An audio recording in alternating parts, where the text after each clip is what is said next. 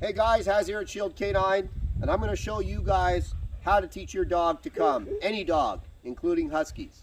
So, I'm going to walk you guys through the process that we use for teaching recalls. We use the e-collar to train the recall. I know some people are opposed to the use of e-collars, but for me, when I'm teaching a dog to be off-leash, safety is paramount. And the e-collar is the only surefire way to ensure that you have a dog that comes to you on time, every time. So Stormy here is just in for training, has never, doesn't know the recall at all, and is actually prone to running away like most Huskies do. So we're going to be starting the process with her today and showing you how it's done. So for this, leash, slip lead or regular collar, okay, attached to a 6-foot lead. We have the e-collar put on Stormy. It's turned on and placed on her properly, correctly fitted to the dog. I have another video on how to use the e-collar, how to fit it properly to a dog, so feel free to watch that. I don't have time to get into that right now. And the first thing that I'm going to do with Stormy is I'm going to determine where she perceives the sensation on the electrical collar. Oh, I forgot one more thing. I have liver treats, which Stormy likes, okay? So that's also important to the process. So the first thing that I'm going to do is I'm going to determine where this dog perceives the e-collar. What I'm looking for is an acknowledgement, right? The fact that she feels it, but not that she's overreacting to it. So I don't want a dog jumping around. I don't want the dog vocalizing. I don't want her jerking from side to side. I just want her to be like, what's that?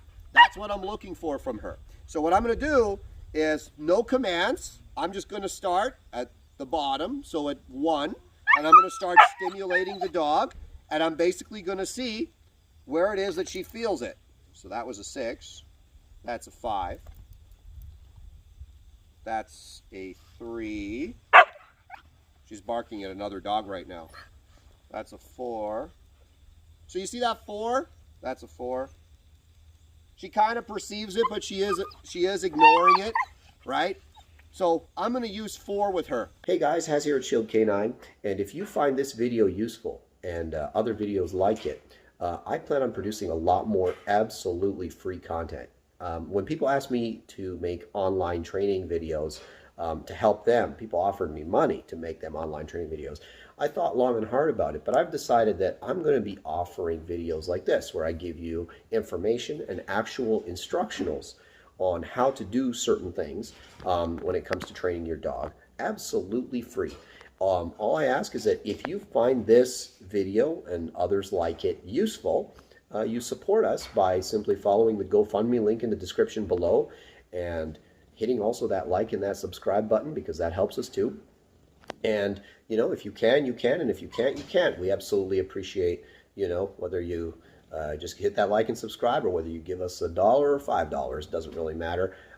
Every little bit helps us to create more content to help you and everybody else, and we put it up there absolutely free for everybody to benefit from. So I'm going to walk you through the process. What I'm going to do now is I'm just going to let her go.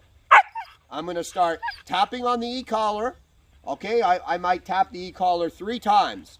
I'm going to call her and continuously tap the e-collar until the dog turns. So if I'm your dog, okay, I'm going to start. If you want Haz to come, you're going to start tapping the e-collar, tap, tap, tap, tap, and you're going to say, Haz come, and you're going to keep tapping until I do this.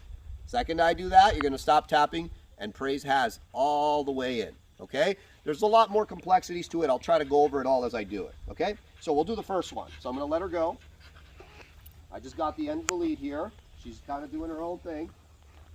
And I'm going to hold the e-collar up when I'm tapping so you guys can see that I'm doing it, okay? Stormy, come. Good girl. Good job. Okay. All right, you'll notice I say chip before I feed the dog. Chip for us is the replacement of the clicker. I don't like using clickers, just one more thing to hold. So I just mark positive behavior with that noise, chip, and then I deliver the food reward to the dog. So a couple of things that you saw me do there. I tapped the dog. I said the word come. Dog turned to move towards me. I praised the dog, and here's the big one. I moved away from the dog. A lot of people stand still and they wonder why their dog comes slow. Dogs are naturally attracted to movement. So if you stand still, especially if there's other stuff moving around in the periphery of your dog's vision or behind you or beside you, your dog's going to be more attracted to that stuff versus you, especially if you're in the beginning of the training process. Yes, once the dog is completed, you shouldn't have to move backwards to make your dog come. But if you move backwards, especially with a green dog like this, it naturally attracts the dog to you, just that movement, okay? And then, of course, you see that I praise the dog, and the praise as I move away from the dog draws the dog even more. It's really important to understand, when I start tapping the dog, the second she turns and looks at me, my finger comes off that button and I start praising her. I do not continue tapping the dog. So if I'm your dog, and this is my back, and you say, has come, right? The second I turn, your tapping on that e-collar stops. There is no e-collar pressure as I move towards you, okay? So, we're gonna do it again. Stormy, come. Good girl. Good. And you saw her shake her head as she moved towards me. Some of you might think that's because the e-collar, it's not. There was no e-collar pressure as the dog turned towards me. The e-collar pressure is all, so again, watch my hand. Stormy, come. Good. Yeah, puppy. Good girl. All right. So you'll see there, she ignored me. What did I do? I just kept tapping, tap, tap, tap, tap, tap, tap, tap, until the dog turned around. Dog turned around, I stopped tapping, I moved away, and I praised the dog. It's important to understand, okay, when you're training dogs, a lot of people are like, oh, you know, I just want to do it all positively. I just want to build my relationship and blah, blah, blah. Listen, at the end of the day, if you want reliability in your obedience, the vast majority of dogs require some level of obligation to the behavior, okay? And dogs aren't stupid. It doesn't take them long to figure out that if they don't have this leash or your 30-foot line or your flexi lead or whatever it is that you're using to stop the dog from running away, if you don't have that, that he or she doesn't have to come. So, well, if you've done the process properly with positive only training, you know, the dog is going to be more likely to come, you know, for the food. At some point, you're going to run into something, especially with a dog like this, that is more, hey, stop it, that is more desirable to the dog than your food, right? She likes the liver treats, but guess what? She'd much prefer to go and run over there and see that dog, right? She'd much prefer to go and, you know, chase the squirrels or go for a 5-mile run, okay? This is what dogs are, and this is normal. Think about it this way. Your kids know what you want, and half the time they still don't do it, okay? Dogs are much more instinctual than kids, and, you know, oftentimes have less of a desire to please you. So keep that in mind. So we're going to continue with the process. It's really important now in this stage. I know a lot of you are saying, well, the e-collar isn't very high, so how is it going to make my dog come, especially if my dog's really distracted or chasing something? This is the beginning of the process. All we're doing here is we're conditioning the dog to the sensation. Okay? I know that, you know, 4 on the e-collar isn't going to make this dog come if she doesn't want to. The goal is to just get her used to that weird sensation and show her that the correct response to that sensation is to turn around and move towards me. I know a lot of you are also saying, why are you not calling the dog first, like giving the dog the command, you know, Stormy, come, and then hitting the e-collar? The reason why is very simple. I don't like poisoning commands. Poisoning commands is when you make a bad association between a command and something that happens after the command. So if you say, Stormy, come, and you hit the e-collar every single time, yeah, right now it's not very high, but at some point you are going to have to escalate the level on the e-collar to create more obligation. So if I say, Stormy, come, and I always am using the e-collar, very quickly, the dog is going to make that association. Stormy, come means e-collar sensation, okay? And what can happen is the dog can actually develop an aversive response to the word Stormy, come. The dog can be like, right? Oh no, he said that word, I'm gonna get zapped. I don't want that at all. I don't want that response from the dog. So what I do is I start the pressure first before the command, okay? That strange pressure, tap, tap, tap, tap, tap, and the dog's just feeling this tapping, okay? Then I give the dog the command, which she still doesn't know really, okay? And then I help the dog with the leash, which all dogs know the leash. It's directional, right? Move towards me, okay? When the dog moves towards me, I move away from the dog, praise the dog, and when she gets to me, she gets the jackpot of the food. All right, so let's go over it again. Stormy, come. That's a good girl. Good. So again, you saw the tapping started well before the command was given. Maybe like 2 seconds of tapping. Stormy, come. That's it. Chip.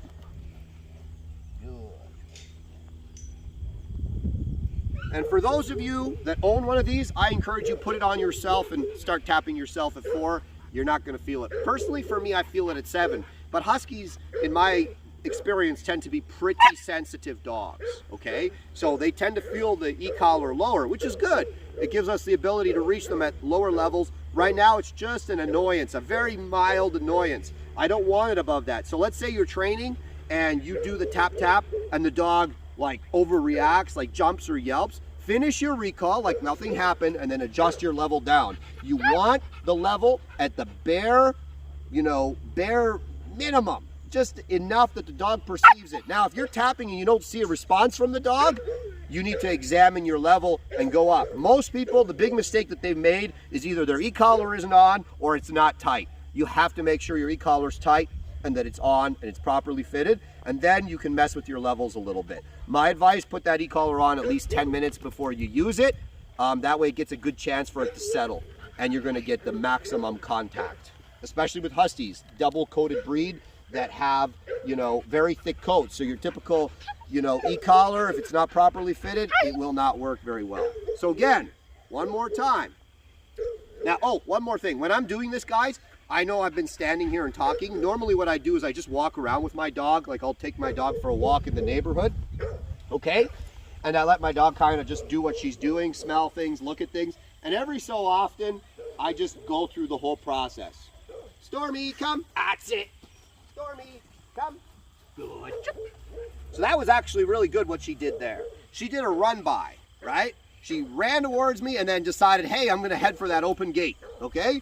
That was perfect because it gave me the opportunity to, again, show her that that's not an acceptable behavior. So when she did that, she ran by me. What did I do?